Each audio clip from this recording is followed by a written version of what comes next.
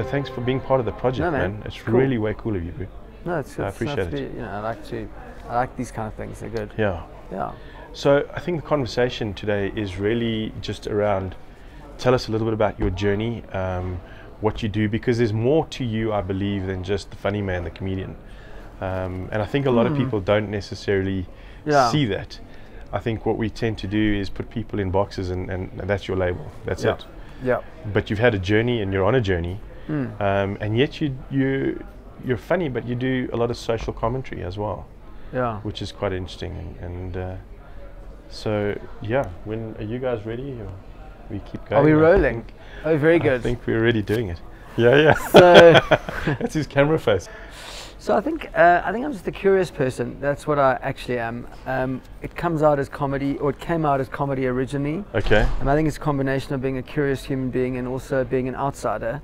And that I've managed to find a way back to my parents being kind of in their own way outsiders individually, and then as a team against the world. Yeah. So they were entrepreneurs from the time I met them, and that was it was a result of them having a healthy disrespect for authority, but also being on the edges of society for a couple of reasons.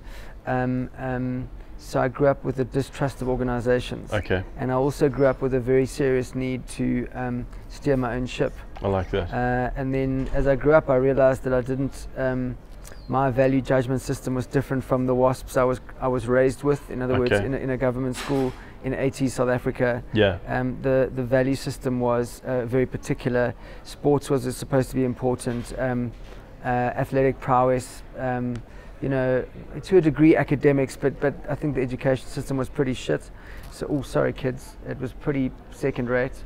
Because it was an illegal system. Yeah, there's the disclaimer straight off the bat. Yeah, guys. they'll put a bleep in and it really won't damage your mind. We were being prepared to accept illegal privilege. That was the kind of grounding which was incorrect. So I'm an outsider from that point of view. I found myself gravitating towards the misfits. I don't have any affiliation with any grouping. I feel people often gravitate to a group because they lack their own self-judgment. Sure. Hermann Hesse has got a great quote, not the Nazi, the writer, has got a great quote about, you know, rules are for people who don't have internal judgment. Okay. For those people who are awake, powerful, yeah. you know what's right, and I don't have to teach my daughter that murder is wrong. Yeah, like, sure. She knows. So I found myself then out in the world and just a very bad high school career. I couldn't get into university for what I wanted to do, which was basically study drama. I can't believe I had to achieve academically to study drama. And this is you. Yeah. So I ended up at a Technicon and got a brochure basically in drama because I don't know what the higher diploma certificate means. Okay. And then I just started to make my own work because that's how I operate. That's always how I've operated. My dad recognized in me that I wasn't putting in effort at school. So he kind of questioned me on it, and to my surprise, when I articulated what I wanted to do, he backed me. That's instead of why does my son want to study drama? This is a disaster. He was realistic. He said it's a really hard place to make a living. Sure. You may not be able to support a family, and I wouldn't be thrilled as a business person, you know, with that income. But if it's what you have to do, then go and be the best. Straight Otherwise, up, yeah. You know, don't commit to this unless you're going to work hard. It's power to your dad, eh? Absolutely, it's a gift you can't really quantify. So that was very important. And then the gift to myself was when I got to that was the one place that would accept me. I really put in the work, and not only that, while I was getting ready to leave there, I was trying to find work, because I knew that the kind of work that was available wasn't enough. Yeah. So I started my comedy career almost by accident because it was the lowest cost, highest margin thing I could do. And at the time, there were only about 6 comedians working in the country. Okay.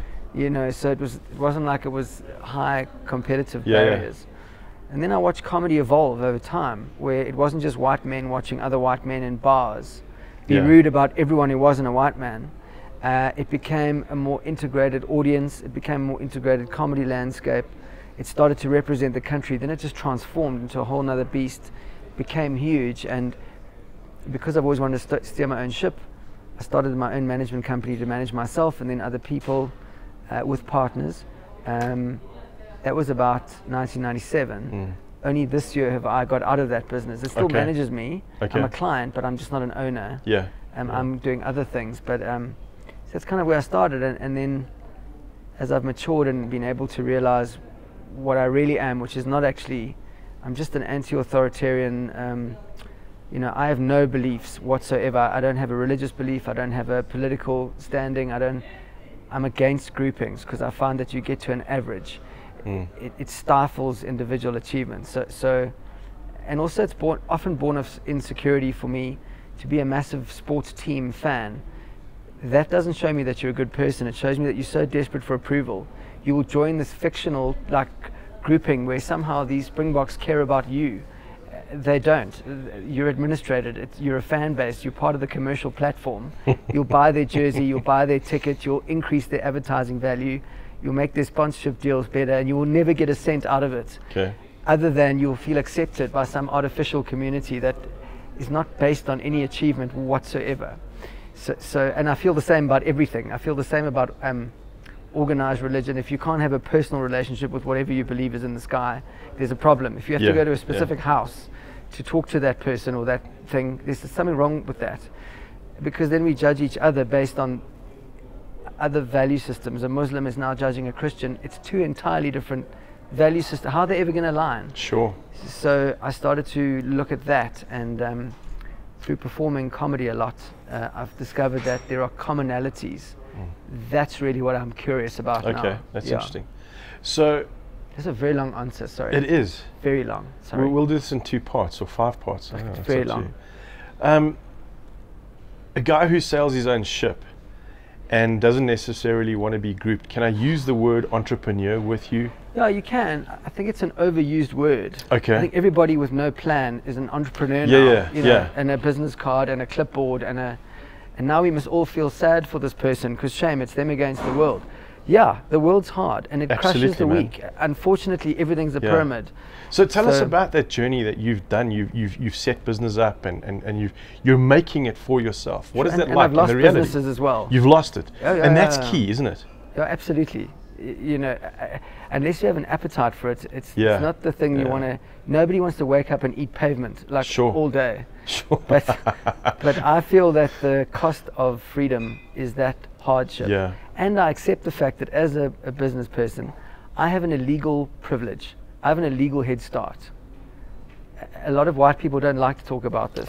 But it is an absolute fact that if you are not a white male, particularly historically, you don't have the same advantage. And we have to stop this thing of no, but I worked hard. Dude, there are people who go down a mine shaft every day. Absolutely, man. And if they complain, they get shot in the face. So we can't, we have to recalibrate this thing of entitlement, So, and it's the same with an entrepreneur. Just because you're a little dude with a dream in your heart, that doesn't entitle you to success. It doesn't mean you have to have help. You've got to work it, You've got to pull help away from these people and you've got to turn them on each other. There's a horrible environment where you can put your family on the street. It's just the truth. It is. That's the reality behind the romance, Yeah, you see, I don't see the romance. I see it as it's trauma. And some people are built for it and others are not. What has your journey been like? Horrific, but cool. But free.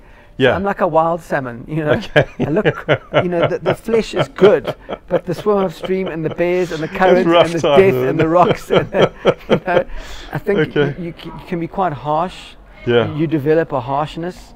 I think there's a definite benefit to abrasion. I don't think diplomacy is something I think is politeness is not something that I'm big on. It gets in the way. You teach children to be polite over being honest or being frank or being. You just waste time and confuse values. It's difficult. So, would it be a stupid question to ask you, the whole PC side of things? You're not very PC, but you're attacking those problems, which I think is what South Africa needs. Is a voice or a platform to say, guys, this is what it is. You are who you are. You do what you do, but I've never been a fan of politically correct. I try to be people correct as much as I can. Because I like people. But I don't care for the political side of things. I mean, I think that we agree. I think it's not about people oversimplify things because they don't want to use their minds, and that's like their multibella. I often get you read so much. It's not a crime. learning is important, we oversimplify. So what happens is we've now designated political correctness as this like this field of humanities that is like stupid and snowflakey. But what we're really talking about is our choice of words. If you just use the words, it doesn't mean anything. But how many people are truly politically correct in their kind of attitude? How many people default back to racism in the recess of their own mind? How many people are secretly misogynist or chauvinist, in their own recesses of their mind? That's where PC is important, because there's no doubt that social progress is. I nearly said a word, but it's very important, kids. That was so close. Socially progressive thinking is so important for progress, but just using the words. So on Twitter, we're all activists. Okay, but no one on Twitter really understands what they're talking about. Nobody understood the Arab Spring. Everyone is like, Arab Spring, woohoo, all this like virtue signaling about that. But Egypt is in a worse position now than it's ever been in terms of repression. So now, but you see, we don't read that. We read 140 characters and then we make up our minds. So when we talk about PC, we're talking about the action and the philosophy versus the phrasing and the polyfiller.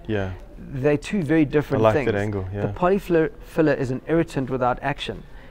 But PC, like genuine social progress, is hugely important. I mean, until now, where were transgender people supposed to be?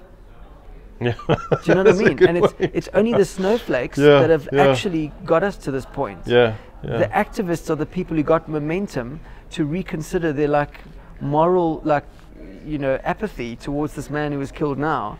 Now they're going to pay his widow the money. Sure. Because he didn't die of high blood sugar, he died of bullet content in his body. So I think the one is very important and the other one is just an irritant. Okay. So You've done the salmon upstream journey. You're doing it. You'll always do it. Still do it. You're prepared for it. What would you tell an up and coming entrepreneur? This is what you need to look out for. This is what you be prepared to do. You use the word appetite. I love that. Talk to us about that. It all depends what you want out. So I always say that, but why are you doing this? Because if you've read a few things and you want to be like, there are a couple of words to look out for. CEO, stop what you're doing right now. Okay, wrong reason. Mogul, I get this all the time from young talent. I want to be a mogul. What does that mean? Sure. So if you're looking to like follow this, let's call it the Twitter dream of entrepreneurship, just stop, because it's rubbish. If you want a family and you want to really enjoy your family life, probably try and do well in a corporate job. Because it's structured and you can actually work your time out. It's really hard to balance family and entrepreneurship. Because you put your family through hell. Sure, man. And they didn't make that decision. So I get this thing about like I love my children, like on Twitter, and like I'm a father and I love my children and like me. When did you last see them? Like 3 years ago. We bumped in the passage. Because I'm working, because I want the best for them. Okay, but they're not getting the best. You're never around. Sure. Because like an hour of quality time, how much is that worth? So you've got to work out what you're doing it for. Sure. And even then, you can't just have a beginning plan. You should really have an end plan. Okay. What are you building this business for? Do you want to sell it? Do you want to have it as a lifestyle business? Do you want it to fund a certain part of your... Do you book your holidays every year before you kind of book your work stuff? Do you know what I mean? Nice angles, So it's just, it really depends on the individual, and there's no... And even then you might fail. There's a high chance that you're going to fail. And just because you fail doesn't mean you failed forever. Sure. So there's so many like paradoxes and so many like... It's such a complex thing. And people don't like complexity. They try and oversimplify everything. And I've got all these youngsters who've listened to a few rap lyrics and now they're like, oh, I want the jet. And like, do you understand what a Bentley actually costs you? How much liquid cash you need in the right ratios to buy an 8 million rand car? There isn't a rapper in this country who can genuinely afford do that. a Bentley. Not really. So, final question, and you spoke about the fact that you've lost things and you've lost businesses and you've failed. And it's okay. What is your perspective on failure? I suppose the question to ask, so we are taught that failure is bad. And it means that it's a personal judgment. Sure. But I need to ask the question, if we had never failed at anything, where would we be now? We'd either be in like a barn with watching Steve Hofmeyer, or We'd all be cousins. We would be cousins. We'd all be cousins. Yeah. Or we'd be so arrogant that we would have destroyed the planet because we would never have made a mistake. Yeah. I think doubt is very important. Self-doubt is a massive driver. We keep getting told you mustn't doubt yourself. Yes, you must. You know, we forget about the positive results of negative drivers. Fear, doubt, adversity. You know, I have a friend who's a hugely successful venture capitalist, and his major driver when he was young was that he was a young gay guy in a family that didn't like gay people. Okay. And it almost drove him to prove a point. Yeah. Now we try and avoid all this and give all the children helmets and counseling, and we all get a participation certificate, and inclusion is great, but the truth is not everyone can be successful because there's not enough stuff. You get stuff by, it comes from other places. That's how it works. It's resources, they're finite. So I don't know how that's ever going to change. Sure. John, thanks for sharing your perspectives with us today. Cool, man. So I talk a lot. Life. Hey, that's what it's about. Well, that's good. Yeah, thank you for being on the seat with us today. And it's a lovely seat. It's a great seat. It's good to see you. And let's do it again sometime. That'll be lovely. Yeah, cool, man. Cool, man. Thanks a lot. Cheers. See you.